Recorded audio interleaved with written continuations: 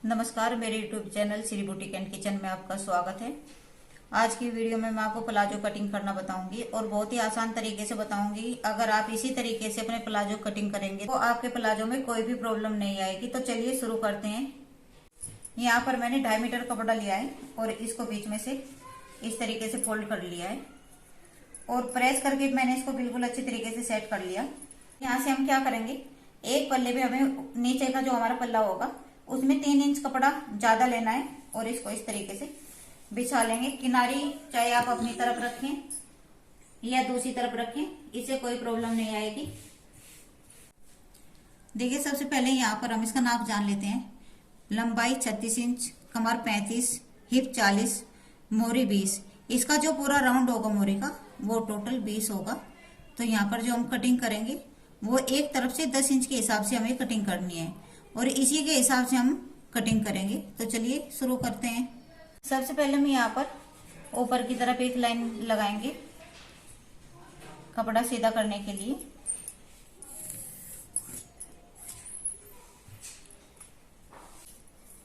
उसके बाद यहाँ से हमें 1-2 इंच का निशान लगाना है इलास्टिक के लिए।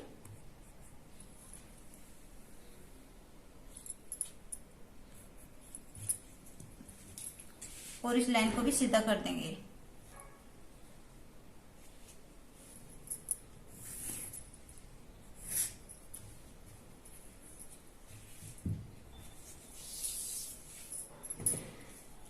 अब ये तो हमारा इलास्टिक का हो गया। यहाँ से हमें लंबाई का निशान लगाना है। तो यहाँ पर इन टेप को रखेंगे इस तरीके से और जितनी भी लंबाई होगी उतना ही निशान लगा लेना है।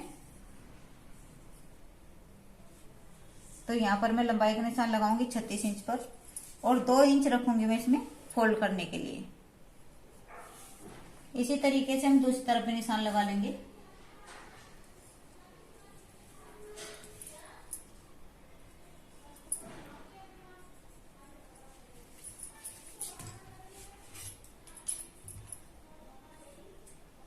और इन निशानों को आपस में मिला देंगे।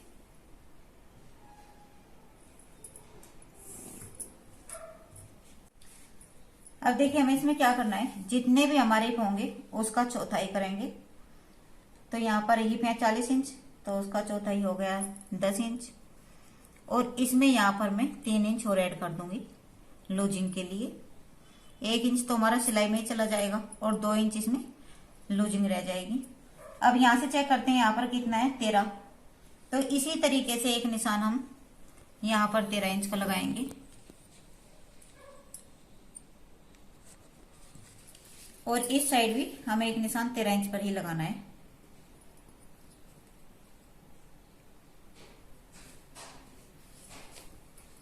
और इन निशानों को आपस में मिलाएंगे।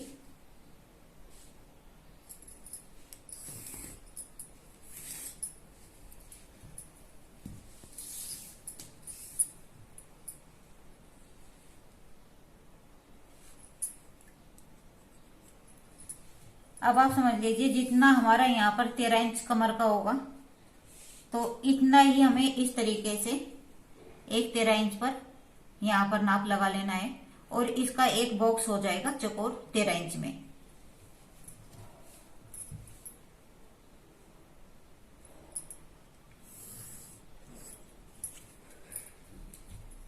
इसके बाद हमें यहाँ पर इसका क्रोच एरिया निकालना है। तो क्रोच के लिए यहाँ पर मैं एक 3 इंच पर निशान लगाऊंगी इस तरीके से। अब हमारा यहाँ तक हो गया 16 इंच। तो हमें क्या करना होगा, इसमें 16 का हम इस तरीके से, इन स्टेप को आप ऐसे भी कर सकते हैं। 16 का हाफ सीधा 8 इंच हो गया। तो यहाँ पर हमें एक निशान लगा लेना है और इसका एक सेंटर निकाल लेना है। अब यहाँ पर हम चेक करेंगे यहाँ पर कितना है। तो यहाँ पर हो गया ये 8 इंच।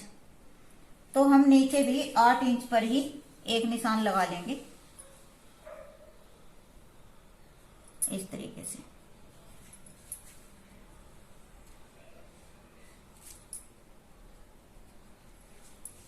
और इन निशानों को आपस में मिला देंगे।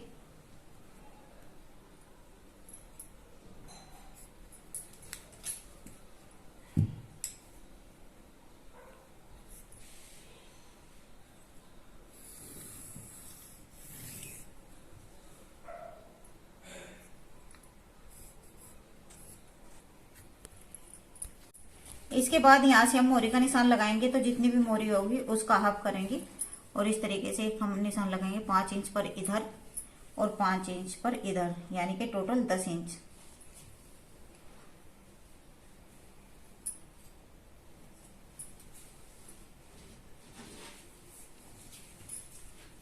अब इसे हम सीधा ना करते हुए यहाँ पर हल्का सा टेढ़ा कर लेंगे।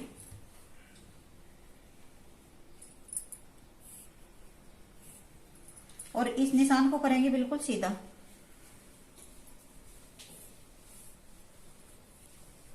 इसके बाद यहाँ से हम इस तरीके से, क्योंकि हमारा 3 इंच यहाँ तक हुआ था, तो मैं इसको लाइन को 3 इंच तक ही मिला देती हूँ ऐसे। अब इसको हम केवल 1 इंच की, आप देख लीजिए इस तरीके से 1 इंच पर हमें इसकी गोलाई लगानी है इस तरीके से। और ये सेप पट्टी लेंगे, इसको हम इधर से इस तरीके से रख के यहाँ से जो हमने निशान लगाया था उससे 1 इंच के करीब नीचे रखेंगे और सीधा निशान लगा देंगे। अब इसको भी इस तरीके से पलटेंगे और यहाँ पर एक निशान इधर भी लगा देंगे।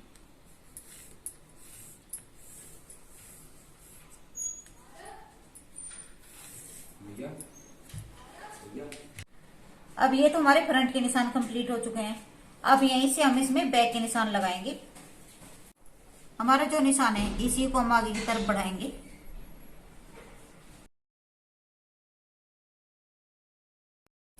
और नीचे भी हम ये दोनों निशान इस तरीके से थोड़े थोड़े बढ़ा लेंगे।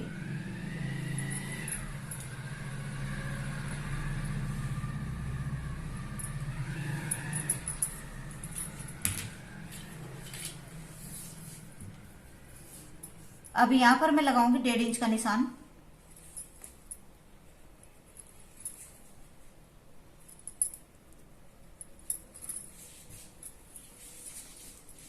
इसके बाद यहाँ पर ऊपर की तरफ हम एक निशान 2.5 इंच पर लगाएंगे और दूसरा ये जो हमने यहाँ पर निशान लगाया है इसको बिल्कुल इस तरीके से सीधा कर देंगे।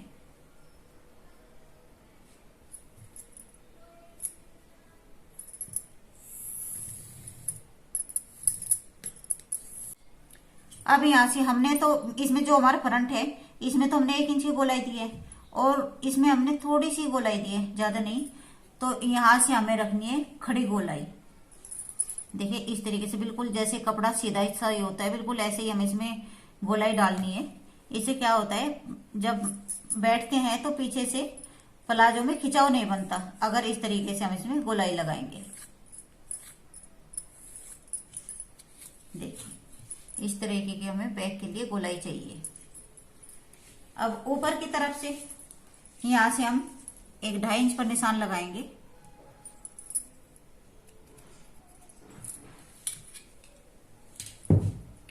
और इसको इस तरीके से पट्टी रखते हुए यहां तक मिला देंगे।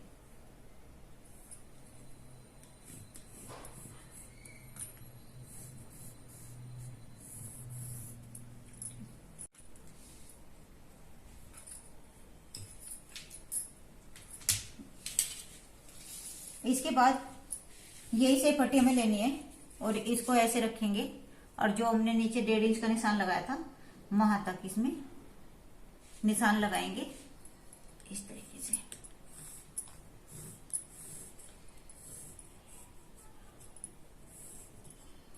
और यहां से भी हम इसको ऐसे ही तिरछा करेंगे जैसे हमने फ्रंट के लिए कपड़े पर निशान लगाया था। अब इसके बाद यहां से हम ऐसे पट्टी लेके यहाँ पर एक हल्की सी गोलाई डालेंगे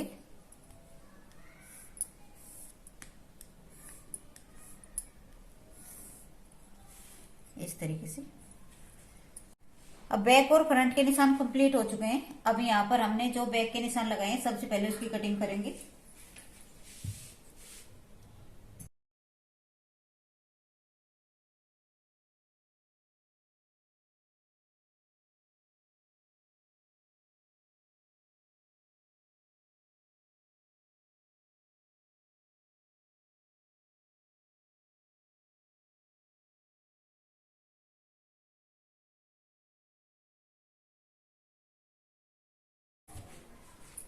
अब ये तो हमारे बैक की कटिंग हो गई।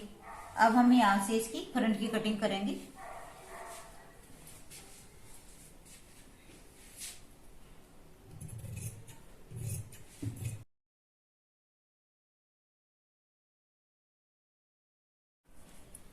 इसके बाद यहाँ पर हमें इसमें कट लगा देने हैं, क्योंकि हमें इसको यहाँ से फोल्ड करना है।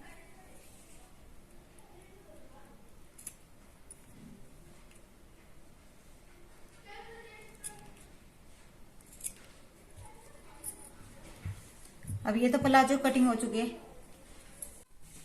इस तरीके से मैंने आपको यहाँ पर प्लाजो की कटिंग बता दी है। अगर आपको वीडियो अच्छी लगी हो तो प्लीज वीडियो को लाइक और चैनल को सब्सक्राइब करें। Thank you.